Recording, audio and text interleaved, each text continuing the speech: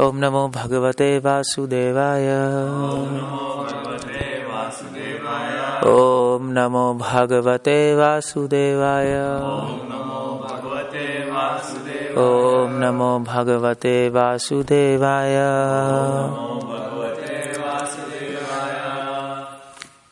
Which verse is it? 22? 22, yeah. 22. Okay, canto first. I think that's the last one we were on, right? Yeah. Chapter 8, text 22.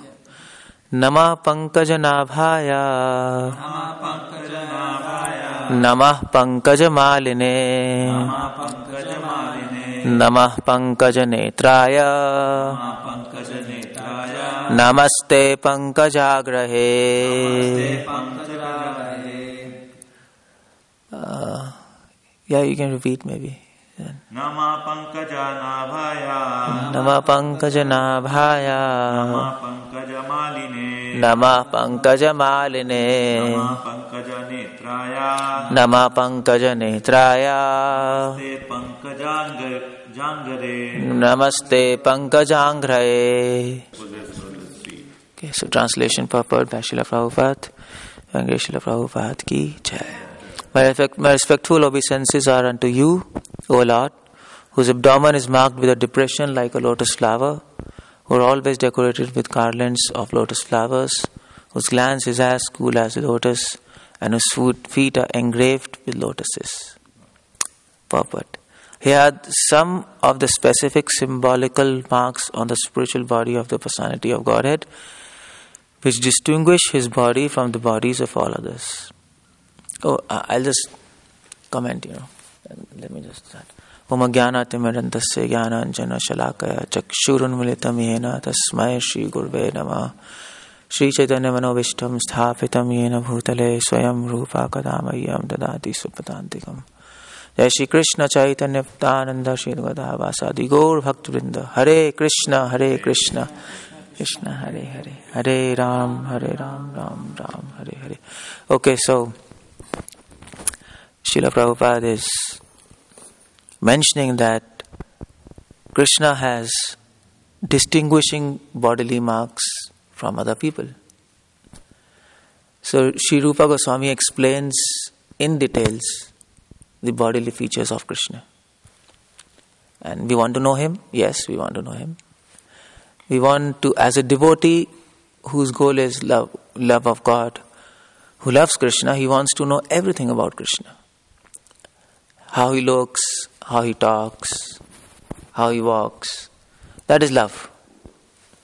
There is no meaning to love without knowing that person. And that is why Rupa Goswami, Jiva Goswami, our other acharyas, they have in details explained about eyes of Krishna. And Kunti Maharani is praying about the navel of Krishna, the eyes, the lotus feet of Krishna. And how does the lotus feet of Krishna look? How many marks are there in lotus feet of Krishna? It's there, it's all details, no? It's there in Padma Puran. How many marks are there? 19. Yeah, good. 19 marks in lotus feet of Krishna. And Radharani? I think it's like close 21, I think. No. Okay, fine. We'll check it out. Check it out. So yeah. So when that, and we are interested to know that. That's all. So we have two. We have sadhana bhakti. We are all doing sadhana bhakti. We are practicing devotion, and practicing devotion is divided into two parts: Vaidhi bhakti and Raganuga bhakti. We all know this. When we are persons who are practicing Vaidhi bhakti, they are not so interested to know about Krishna. They want to know, but they want to know because they want to understand Krishna, no? But people who are in Raganuga Bhakti, who are advanced, they want to know Krishna, not because they want to understand Krishna, because they want to know Krishna. That's all. Simple. Just for knowing sake. They like him. So just like you have a milk, so if you have a milk, if you go to market, if you go to mall, you want to know what are the components of that milk. Okay, how many calories, how many proteins, whatever it is. And you research and you take the best, you buy the best milk. One you can do like that. Another thing you can do is, if you like the milk very much, you can go to the market and you can see the milk which tastes the best, which you have tasted before. You like it, and of course you know the components, and you go and you just buy that milk. So this is difference between Vaidhi and Raganuga. Vaidhi Bhakti, devotee is more interested in knowledge of Krishna than Krishna. Is it? And Raganuga Bhakti, devotee is interested in Krishna more than his knowledge. It is in both levels, devotee has knowledge of Krishna. But in one level, knowledge is more important than God, like for us. But at Raganuga Bhakti, Krishna is more important than knowledge. It is not that at the level of Raganuga Bhakti, devotee doesn't take knowledge. That's a wrong idea. Some people say at the level of Raganuga Bhakti, devotee simply loves God. No knowledge. That's a wrong idea, no? It's a wrong idea. Priorities change. It's as simple as that. Priorities change, no? If you have a friend, just a new friend, okay, fine, you're interested to know more about him. No? You're not so much attached to him, but you're interested to know more about him. But when you develop a relationship after many years, then you want to know about him, but that's not more important. More important is his friendship. I should not lose him. That's the idea, no? So that is Raganuga and Vaidhi. Kunti Maharani is at the level of even beyond Raganuga. She is Bhav, she is Prema Bhakti. And that is why she is describing the Supreme Lord. Prabhupada continues. They are all special features of the body of the Lord. The Lord may appear as one of us, but is always distinct by his specific bodily features. This is important because if you want to recognize God, an incarnation of God, there are two things. How do you recognize him? So I think there was a discussion between Lord Chaitanya and Sanatana Goswami. So Sanatana Goswami was discussing with Lord Chaitanya, and he tried to trick Lord Chaitanya. Anyway, Lord, he tried to trick that. Just for his pleasure, that's all. You can trick God for his pleasure. It's not a bad idea. But only for his pleasure, not for your own things. So just like gopis, they trick Krishna by stealing his flute. But that is, Krishna likes that. So Lord Chaitanya, Sanatana Goswami asked Lord Chaitanya, okay, so can you please tell me what are the signs of incarnation of God? He's asking Lord Chaitanya, and he knows Lord Chaitanya is God himself. Lord Chaitanya says, Sanatana Goswami, Sanatan, don't try to be clever with me. You want to make me say from my mouth what are the incarnation, what are the signs of incarnation of God? And he didn't speak, but it was communication, and that I am a secret of God. I don't want to say from my mouth that I am an incarnation. So Lord Chaitanya said, okay, fine. Anyway, you're asking me, so I'll tell you, the symptom of an incarnation of God is, what did he say? So if Sanatana Goswami is clever, Lord Chaitanya is more clever than him. He said, okay, the sign of the symptom of incarnation of God is that he will never speak from his mouth that he is incarnation of Godhead. That's a sign. He'll never say, I am God. He'll never say that. Except Krishna. Krishna said, he is God. He's original. He's not an incarnation. So that's how we can. But an incarnation will never say, I'm God. So Sanatana Goswami, okay, fine, but then Mahaprabhu said afterwards, okay, fine, you can know, this is the first symptom, and the second symptom is by his bodily features. You can recognize whether he's God or not. And that's what Srila Prabhupada says, that we can recognize by his bodily features. Because he'll not tell. He'll not tell us. Like Lord Chaitanya, how do you know he's God? Well, you can say from scriptural evidences. Scriptural evidences are there, but they are not so explicit. They're not so evident. You don't find Lord Chaitanya's proof of Lord Chaitanya's incarnation in Vedas. It's not there. It is there, but it is not explicit. It is implicit. You find in Mahabharata, you find in Vishnu Sahasranam, but it's not. There is no name and like that. Bhaktivinoda Thakur revealed Upanishad, Chaitanya Upanishad, where Bhaktivinoda Thakur claims that these are the evidences of Lord Chaitanya's incarnation, but many people do not accept it. Other sampradayas, so that can be put at aside. But as far as Vedas are concerned, it's not there, explicit. So how do you recognize? Okay, you see the symptoms you see the signs, bodily features. Simple. And all bodily features were there, all signs were there. All great persons, they have 32 signs. 32 signs. If there are 32 signs in that person, he is a great person. Krishna is the greatest person. So, Srimati Kunti claims herself unfit to see the Lord because of her being a woman. Suddenly, point changes. Huh? I don't know why it changes, but purport point changes. Prabhupada now takes another point here. Kunti claims herself to unfit to see the Lord because of her being a woman. Of course, you know what? This Bhagavatam, this is the first prayer of a devotee recorded in Bhagavatam. This is first canto, first prayer. It starts with a woman. It doesn't start with man.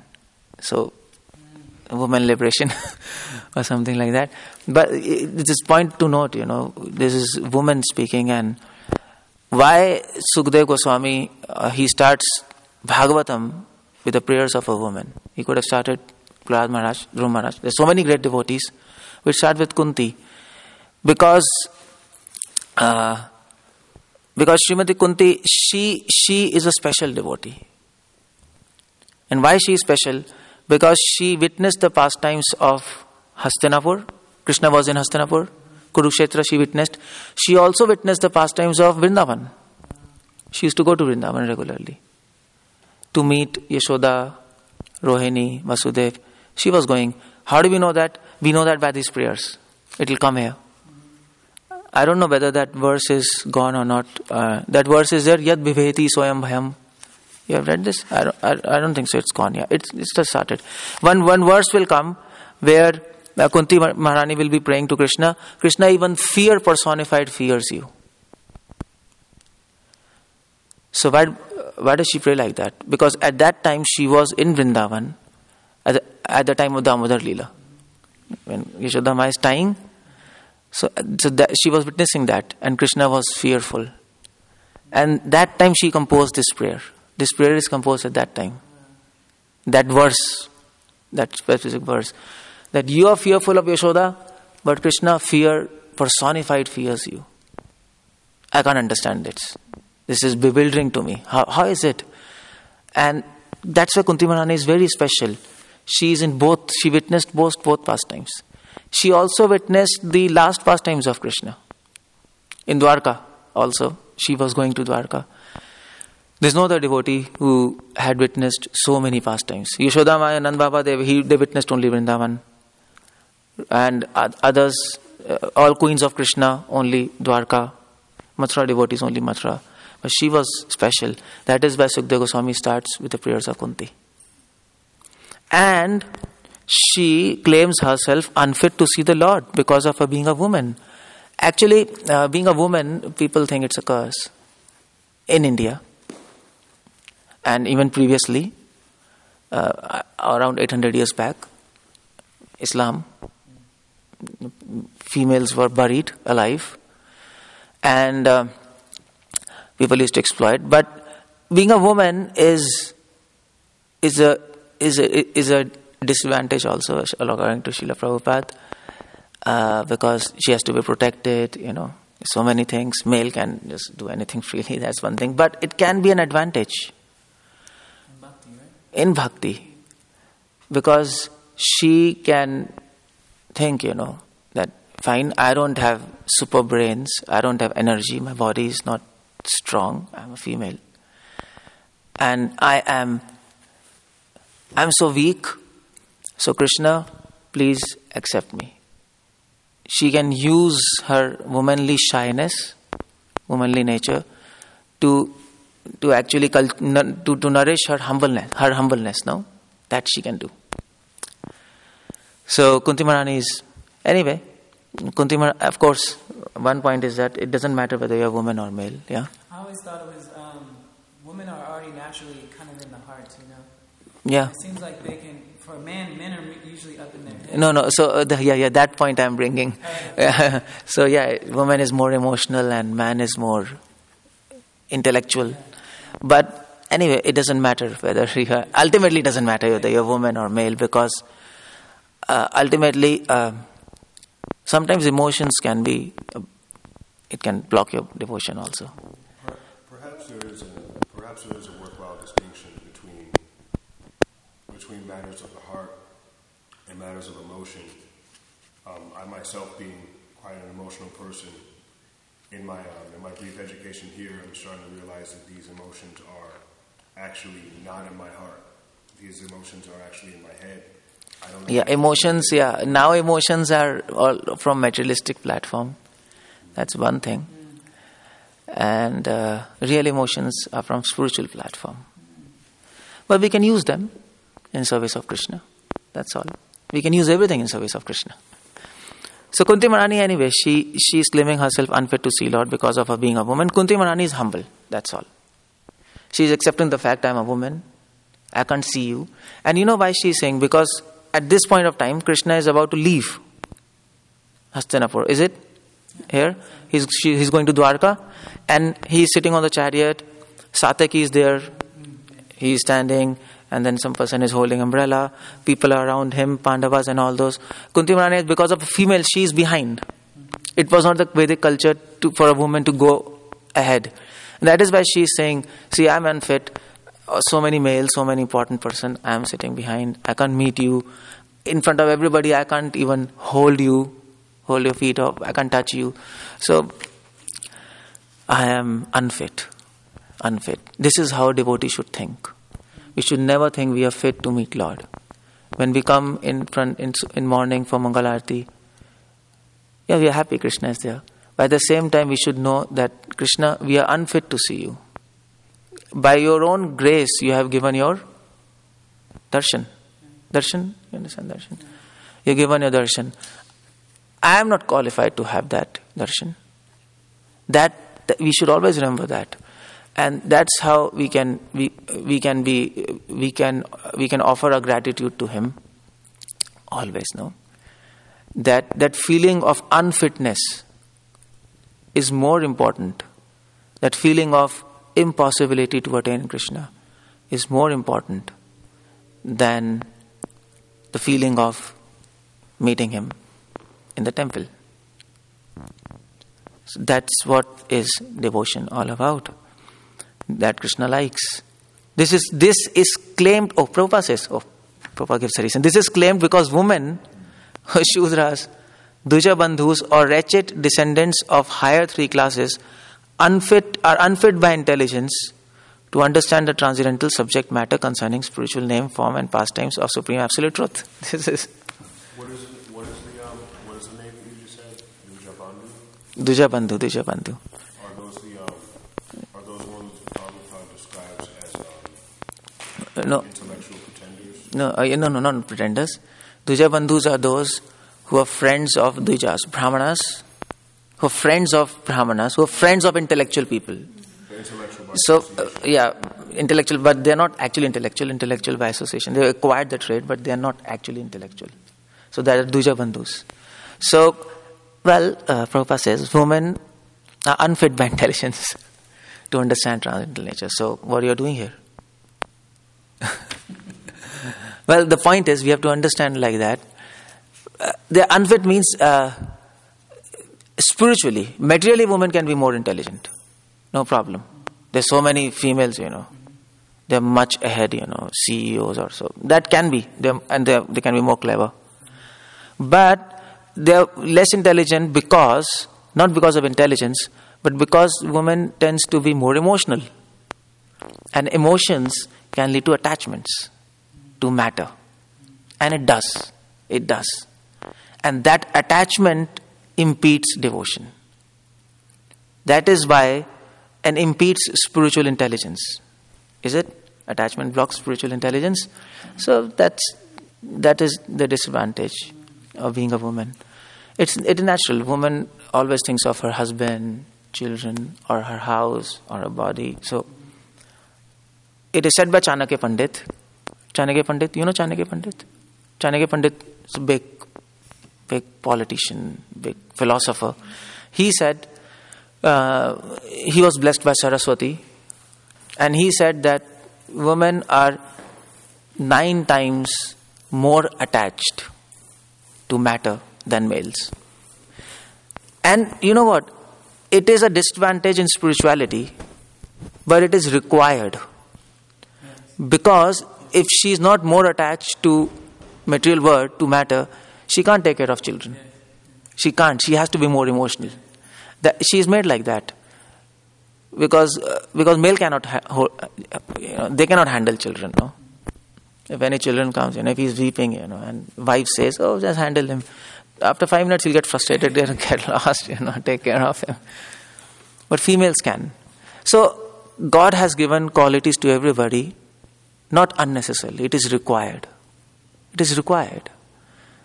We can't debase anybody saying, "Oh, they are bad, they are bad." No, it's not like that. They're required. But the fact is, it sometimes becomes blockade and impedes devotion. Sometimes it impedes devotion. They're more attached. So attachment is pratikul. Pratikul means unfavorable for advancement in spiritual life. But if a female becomes a devotee, especially a Lord Chaitanya's devotee, she can use her attachment to matter to advance in spirituality. You know this? Lord Chaitanya has trained us to use all negative qualities also in service of Krishna. That's what I was talking about. That is why Bhagavatam says, "Yajanti hi sumedhasa." Devotees are very intelligent, no? So how do you use that? You can say to Krishna, like Kunti Maharani saying, "See, Krishna, by nature, by constitution as a female, I am more attached to matter. So I am not fit to see you. Please accept me." So she can use that to become more humble, no? If you are not attached, there's tendency to become proud. Also, no? Yeah, we are not attached. And we are so detached. And Krishna doesn't like pride, no? So it doesn't matter actually whether you are attached or not attached. What matters is how much proud you are and how much humble you are. So that's how devotee uses everything in service of Lord. And you see in South India, there were many saints, alvars. You know alvars? There were many alvars. And there were many Shudras, like Ramanacharya's Guru, Mughastipurn, Mahapurn. Many of them were from Shudra family. And Krishna liked them. Because they used this to become humble. That's all. So Bhaktivinoda Thakur says, use everything to approach God. There's nothing in this world which cannot be used in service of God. Even smoking can be used in service of God. Even drinking alcohol can be used in service of God. How do you do that? We can't do that. Because we are not super elevated, no? But Paramahamsas, they know how to do that. They can use that. So just like Bhaktisiddhanta Saraswati Thakur, he used, when Britishers came to Mayapur, he called British general to Mayapur. When he opened the temple, he served meat to them. He told, these Britishers, because he wanted that his mat to be authorized by a British general, he called from Calcutta, and then he asked his devotees, his disciples, okay, bring meat and give to them, because they cannot live without meat. And if they become annoyed, then we lose this opportunity of establishing this Mayapur temple, which is a desire of Bhaktivinoda Thakur. So he could do that. He knew how to do it. Yeah, but we can't do that. He can do, because he is transcendental. He knows. So everything can be used in service of God. Everything. Well, I mean to say, illicit sex can also be used in service of God. Do you know this? It can be used. And there's a story in Puran for that. So there was one yogi. I think you might have heard. There was one yogi was dying because of cold. Yogis do not wear clothes, like just small cloth. He was just going to die. So one king was going on the horse. And he saw, and that yogi was a big yogi. And he told, what to do? He'll die. So he asked her daughter to sleep with him, so that he gets heat, body heat. And that is the only way to save a person if your temperature goes down. If it goes down hypothermia, you can't use fire to heat that person. It's impossible because you need contact. So he asked a daughter, prince, and princess, that princess, she told, okay, fine, this is my service, and he can be saved. And he did that service. So that's illicit sex, but it is used in service of Krishna. So you see, everything can be used. But for us, there is a, I mean to say, you can't say drugs can be used and you can go to Hashashbury, what was that, Hatashbury Street. Okay, everything can be used. So, but we should understand this point. We are not to imitate this, but we should understand whatever is not used in service of Krishna, it will come back to us. It will come back to us and make us fall down. So in our vision, we should understand everything is property of God, everything is for Krishna. At my level, I don't know how to engage everything in service of Krishna, so let me follow the guidelines given by Acharyas. This is how we should understand things. And then we'll not hate anything. No? Otherwise we'll start hating. This is bad, this is good, this is bad, this is good. No, nothing is bad, nothing is good. That's what Mahaprabhu says. Ei to Brahm. This is Brahm. This is your illusion that this is good, this is bad. We don't think in terms of good and bad. Devotee doesn't think in terms of good and bad. Devotee thinks in terms of what is engaged in service of Krishna, what is not engaged in service of Krishna. What is not engaged, how to engage it in service of Krishna. That's how devotee thinks, that's all. Favorable, unfavorable. That is how we live. So, Kunti Maharani is intelligent. She's using her disqualification to please Krishna. Her disqualification is woman, less intelligence, but she is using this to please Krishna. This is nice, no? Yeah, this is... No. Time is finished. I didn't even start. What's this? Please. You will hear the bell ring. But we didn't even know. We didn't even realize that. 25 minutes. Just passed by like that. It's funny. Talk about Krishna. Yeah, it's nice to talk about Krishna. So, Supreme, such persons, although they are unfit to enter into spiritual affairs of the Lord, can see him as the Arch Vigraha who descend on the material world just to distribute favors to the fallen souls. So people who are unfit, we are also unfit. Krishna, by his own mercy, comes in the form of deities. Arch Vigraha. So, to favor, including the above mentioned women, Shudras and Dujabandhus. So, Archa means, Vigraha means form. And what does Archa means? Anybody can tell?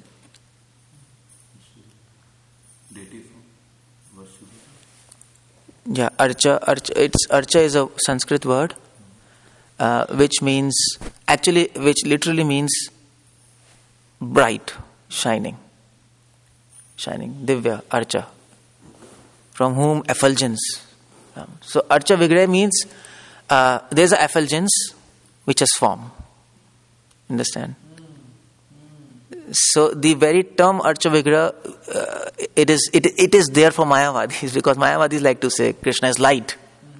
We say, well, that light has a form. Don't worry about that. And we can see that. So that is Archa Vigraha.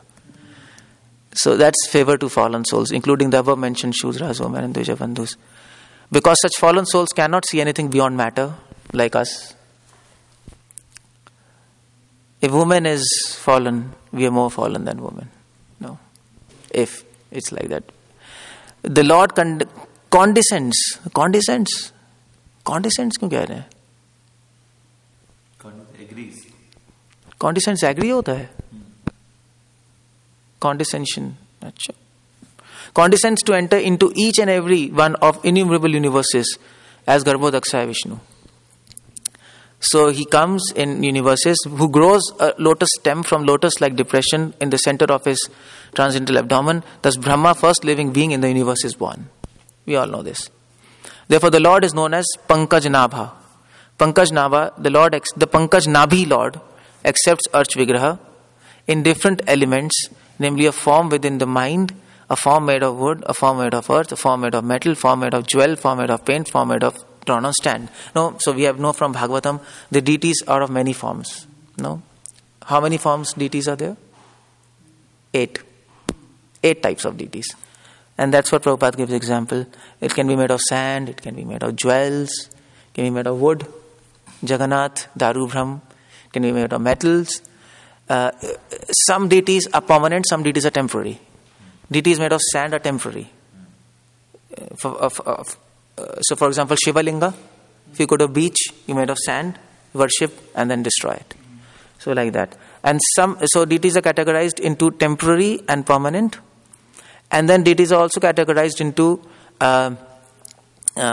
present or not present. So for example, in Madhva Sampradaya, if you go, they worship Krishna, and in the night they request Krishna to get out of the deities and sleep on the bed. So if you go to Udupi temple, altars are always closed, always open. Always open. If in the night 2 o'clock you go, altars are open, but according to them Krishna is not there, because through mantras they request Krishna to come out of the deities and go in the bed and sleep. So he's there. So he's present and not present. That's also deities are divided. And third type of deity. The 2 categories, temporary, permanent, present, not present.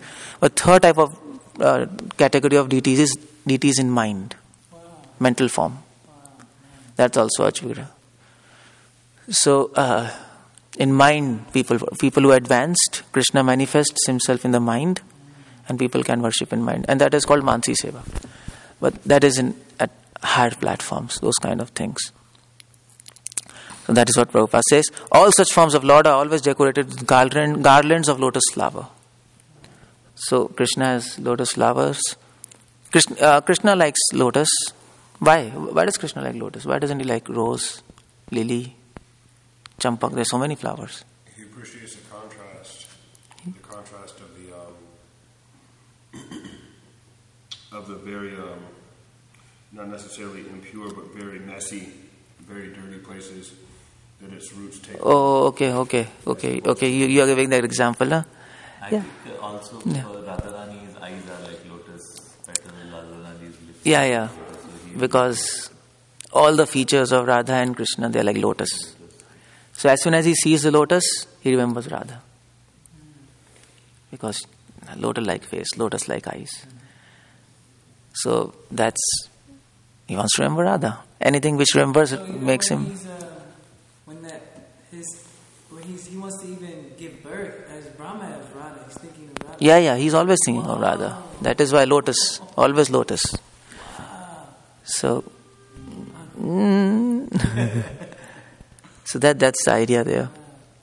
And there should be a soothing atmosphere in the temple of worship to attract burning attention of non-devotees. Burning attention. What is it? I can't understand. Of non-devotees always engaged in material wranglings. Burning attention, what's that? We are burning attention of non-devotees. I don't know what's burning attention. Burning attention is, that would be something that's usually intense. Most of us have some type of control over the attention that we give. Really? Whatever preferences. But a burning attention would be something that would be beyond the conscious control of the person who's no, maybe you're right, yeah. You have to check, maybe. You could also say consuming or all-consuming attention. The meditators worship a form within the mind. Therefore, Lord is merciful even to women, Shudra and Dujabandhus, provided they agree to visit the temple of worship in different forms made for them. All these forms. Such temple visitors are not idolaters. This Prabhupada is refuting the point, idol worship. as alleged by some men and with poor fund of knowledge. That we understand. All great acharyas established such temples of worship in all places just to favor the less intelligent, and one should not pose himself as transcending the stage of temple worship while one is actually in the category of Shudra or woman or less. But at the same time, we should know that deity worship is not for less intelligent people, only from this purport. Okay, deity worship is for less intelligent people and one should not imitate to be advanced and worship in mind. And then Mayavadis will come, we have been saying all along, deity worship is for less intelligent and we are more advanced, we are meditating. So no, deity worship is for less intelligent and even for Paramahamsas. All. It's for all. I'll just finish quickly. One should begin to see the Lord from his lotus feet, gradually rising to thighs, waist, chest and face. One should not try to look at the face of Lord without being accustomed to seeing the lotus feet of Lord. So one should first try to serve Lord and then see his face. Srimati Kunti, because of hearing, aunt of Lord, did not begin to see Lord. Hare Krishna. We'll see Lord now.